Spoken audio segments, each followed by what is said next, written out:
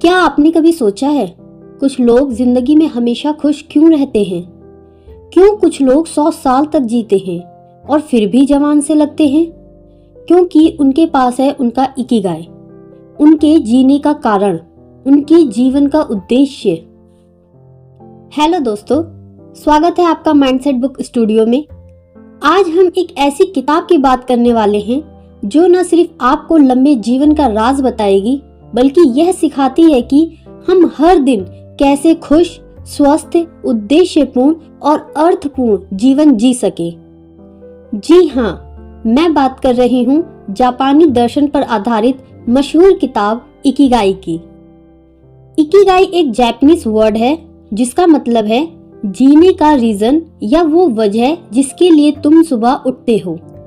Japan के Okinawa Iceland में ऐसे बहुत से लोग रहते हैं जो 100 साल से ज्यादा जीते हैं, लेकिन हैरानी की बात तो यह है कि वो ना तो बोर होते हैं ना थकते हैं, क्योंकि वो हर सुबह किसी उद्देश्य के साथ उठते हैं, अपने इकिगाई के साथ उठते हैं। हर इंसान का इकिगाई अलग होता है। किसी के लिए अपना आर्ट है, किसी के लिए टीचिंग, किसी के लिए अपने बच्चे और किसी के लिए बस लोगों के चेहरे पर मुस्कान लाना। लेकिन इकिगाई मिल जाए तो जिंदगी अपने आप एक सेलिब्रेशन बन जाती है। इकिगाई वो कारण है जिनकी वजह से आप हर सुबह मुस्कुराकर उठते हैं। ओकिनावा के लोग कहते हैं, जब तक तुम्हारा इकिगाई तुम्हारे साथ है तब तक तुम बूढ़े नहीं हो सकते। उनके लिए रिटायरमेंट नाम की कोई चीज नहीं होती, चाहे उम्र 90 की हो या 100 की। वो लोग हर दिन कुछ ना कुछ नया सीखते, क्रिएट करते और शेयर करते हैं, क्योंकि उनका मानना है जब तक सांस है तब तक पर्पस है। उनके लिए काम एक बोझ नहीं बल्कि एक खुशी है। एक 100 साल की महिला हर दिन अपने बगीचे में फूल लगाती है। वो कहती है, ये फूल मेरे बाद भी खिलते रहेंगे, यही मेरा इकिगाई है। हमारी जिंदगी में भी जब तक हम किसी अर्थपूर्ण काम से जुड़े रहते हैं, हम अंदर से जवान रहते हैं। ओकिनावा के लोग विक्टर फ्रैंकल के कॉन्सेप्ट लोगोथेरेपी को अपनाते हैं। फ्रैंकल ने कहा था, लाइफ का मीनिंग ढूंढना ही सबसे बड़ी थेरेपी है। ऑथर बताते हैं कि जब हम अपना वाई ढूंढ लेते हैं तो हाउ अपने आप मिल जाता है।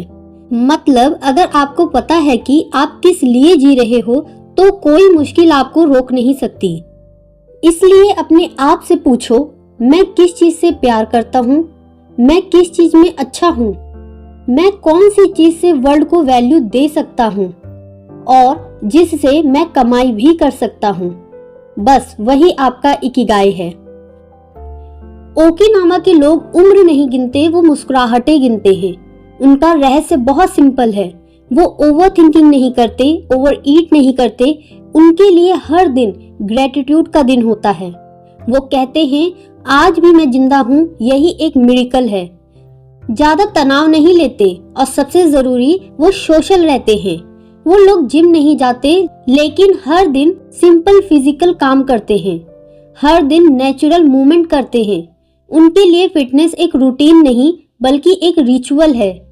वो बिलीव करते हैं कि बॉडी को चलाते रहो तो सोल भी चलती रहेगी। उनका मूवमेंट उनका मेडिटेशन है।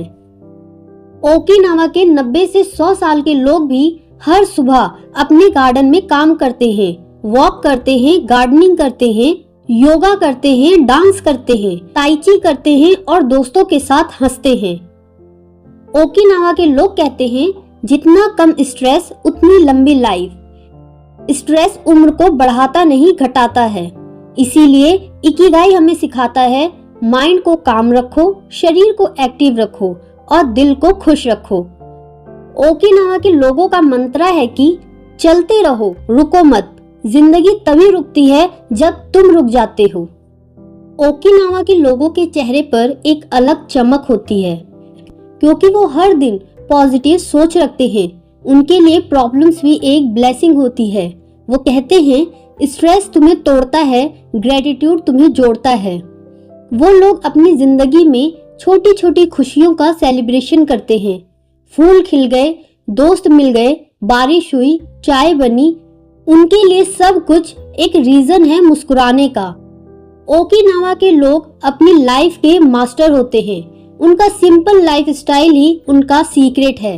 हर दिन सुबह उठकर ग्रेटिट्यूड करते हैं, हमेशा एक स्मॉल गोल सेट करते हैं, ज्यादा कंपटीशन नहीं रखते, नेचर के साथ टाइम स्पेंड करते हैं। वो मानते हैं सिंपल लाइफ लॉन्ग लाइफ। उनका बिलीफ है कि जिंदगी तब ही सुंदर है जब हम हंसते हुए जीते हैं, ना कि रेस लगाते हैं। ओकिनावा के लोगों के पास एक और बड़ा सीक्रेट है, मोई, मतलब कि एक क्लोज फ्रेंड सर्कल, जिससे वो हर दिन मिलते हैं, बात करते हैं और एक दूसरे के इमोशनल सपोर्ट बन जाते हैं। आज के मॉडर्न वर्ल्ड में जहां अकेलापन बढ़ रहा है, वहीं ओकिनावा के लोग दोस्ती और कनेक्शन को अपनी हेल्थ का पार्ट समझते हैं। ओकिनावा के लोग कहते हैं कि एक दोस्त का हाथ पकड़ लो, जिंदगी थोड़ी और लंबी हो जाएगी। ओकिनावा के लोगों का डाइट उनकी लॉन्ग लाइफ का सबसे बड़ा सीक्रेट है। ये लोग हारा हाचिबू प्रिंसिपल फॉलो करते हैं, मतलब कि 80% तक पेट भरना फिर रुक जाना। इनका खाना बहुत सिंपल होता है। इनके किचन में प्रोसेस फूड नहीं होते। ये लोग green vegetable, tofu, miso soup, rice, green tea, fruit, seaweed खाते हैं। और सबसे इम्पोर्टेंट, ग्रेटिट्यूड के साथ खाने को खाना। हर मील से पहले ये इतादा किमाशु बोलते हैं, मतलब thank you for this food, क्योंकि ये ग्रेटिट्यूड इनकी बॉडी और माइंड दोनों को काम करता है और डाइजेशन एंड हैप्पीनेस दोनों को बढ़ाता है। ओकिनावा लोगों का बिलीफ है कि हेल्थी फूड, पीसफुल माइंड और एक्टिव बॉडी, ये ही लॉन्ग लाइफ का त्रिकोण है। ओकिनावा के लोग इकिगाई का एक और गहरा कॉन्सेप्ट बताते हैं, फ्लो। फ्लो में रहना ही इकिगाई का एक पार्ट है। फ्लो का मतलब है जब आप किसी काम में इतना खो जाते हो कि आपको टाइम का पता ही नहीं चलता, समय के बीत जाने का एहसास ही नहीं होता। वो मोमेंट जहां तुम्हारे और तुम्हारे काम के बीच कोई बाउंड्रीज नहीं होती। चाहे वो पेंटिंग हो, जहां पेंटर अपनी पेंटिंग में घंटों खोया रहता है, या फिर कोई राइटर हो जहां लिखते हुए वो पूरी रात बिता देता है। गार्डनिंग करना हो या फिर कुकिंग करना, जब तुम अपनी पूरी एनर्जी और प्यार से कुछ करते हो तो वो आपकी इकिगाई का मोमेंट होता है। क्योंकि जब आप अपने पैशन में खो जाते हो तो आप जीना नहीं, फ्लो करना शुरू कर देते हो। ऑथर लिखते हैं, the happiest people are not the ones who achieve the most, but those who spend more time in a state of flow। Okinawa के ऐसे कई लोगों की रियल स्टोरीज जो ऑथर ने बताई है, जो 100 साल से ज्यादा जी चुके हैं, उनका एक कॉमन पैटर्न होता है कि वो अपना इकिगाई जानते हैं। एक 102 साल के ग्रैंडफादर हर दिन अपना गार्डन खोदते हैं। वो कहते हैं, मेरे पौधे मेरे दोस्त हैं, मैं उनके साथ रोज बात करता हूँ। एक 97 ईयर की वुमन कहती हैं, मैं रोज अपने दोस्तों के साथ डांस करती हूँ, क्योंकि जब तक हम हिल सकते हैं तब तक हम जिंदा हैं।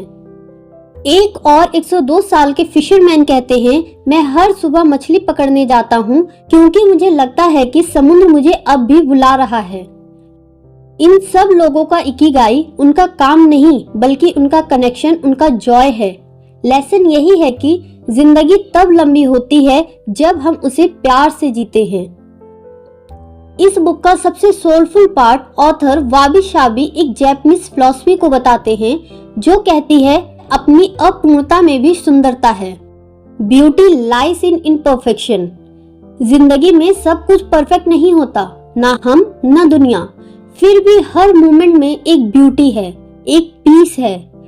और ओकिनावा के लोग ये बात समझते हैं, इसीलिए वो वाबी शाबी फिलॉसफी को अपनाते हैं। एक क्रैक्ड कप में भी उन्हें खूबसूरती दिखती है। वो कहते हैं, जो टूट गया उसे जोड़ लो, उसमें एक नया पैटर्न बन जाएगा। और रेजिलियंस सिखाता है हर बार गिरने के बाद फिर उठना, क्योंकि लाइफ का इकिगाई तभी मिलता है जब हम हार के भी मुस्कुराते हैं। इस तरह ओकिनावा के लोग जिंदगी के दुखों, फेलियर्स और हार्ट ब्रेक्स को भी एक नई स्टोरी बना देते हैं। तो दोस्तों, इकिगाई हमें सिखाता है जिंदगी एक रेस नहीं, एक जर्नी है और जिंदगी का असली मजा रिजल्ट में नहीं, जर्नी में आता है। Do what you love, love what you do and leave every moment with purpose. दोस्तों, अगर आप अपनी जिंदगी में खुशी, सुकून और पर्पस ढूंढ रहे हो तो अपना इकिगाई ढूंढो। कुछ बड़ा नहीं, वो छोटी सी चीज जो दिल से तुम्हें सुकून दे और तुम्हें जीने की वजह भी दे। वो छोटी सी चीज जो तुम्हें हर सुबह उठने के लिए एक्साइट करे, वही तुम्हें लंबे समय तक जिंदा रखेगी और तुम्हें दुनिया में अपना एक नया रंग देने का रीजन देगी। Your ikigai is waiting inside you, all you need is to listen. दोस्तों, जिंदगी का राज बहुत सिंपल है। Eat less, move more, love deeply, smile freely और कभी रुकना मत, क्योंकि जब तक तुम्हारा इकिगाई तुम्हारे साथ है तब तक तुम कभी बूढ़े नहीं हो सकते। तो दोस्तों, ये था माइंडसेट बुक स्टूडियो पर एक और इंस्पायरिंग बुक समरी। और आपको अगर ये वीडियो पसंद आया हो तो प्लीज़ लाइक एंड शेयर करिए, अपनी इस चैनल को सब्सक्राइब करिए ताकि आपका इकिगाई भी हर दिन खिलता रहे। थैंक यू दोस्तों, फिर से मिलते हैं नेक्स्ट वीडियो में।